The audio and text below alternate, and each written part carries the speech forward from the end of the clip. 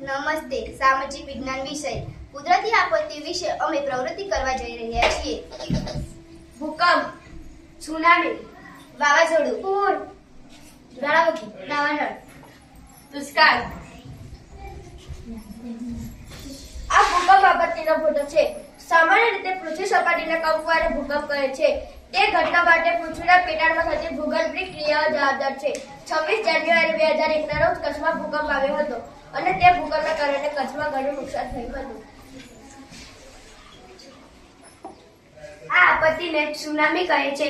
સમુદ્ર કે મહાસાગરના તળિયે થતા ભૂકંપ અને જ્વાળામુખીના પ્રસ્ફોટનથી સમુદ્રમાં થતા ભૂસ્ખલનથી પેદા થતા વિનાશક મોજાને સુનામી કહે છે.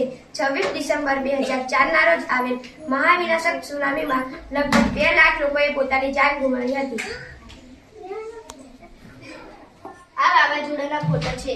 વાતાવરણમાં હવાના દબાણથી સર્જાતી અસમતુલાની પરિસ્થિતિથી પ્રચંડ વાતાવરણીય તોફાન ઉદ્ભવે છે. તે વાવાઝોડું કે ચક્રવાત એવા નામે ઓળખાય છે. આ પૂર આપત્તિનો ફોટો છે. એક ધારા વરસાદ કે અતિવૃષ્ટિનું વિશાળ ભૂ વિસ્તારનું જળમગ્ન થયું, તેને પૂર કહે છે.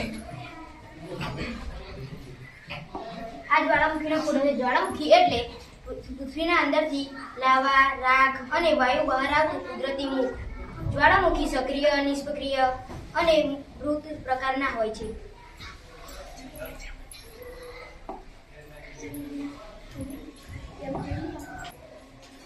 દાવાનળ જંગલો કે ઘાસભૂમિના વિસ્તારોમાં ફેલાતી આગને દાવાનળ કહે છે. આગ શરૂ થયા પછી પવનોની દિશામાં આગળ વધવા લાગે છે.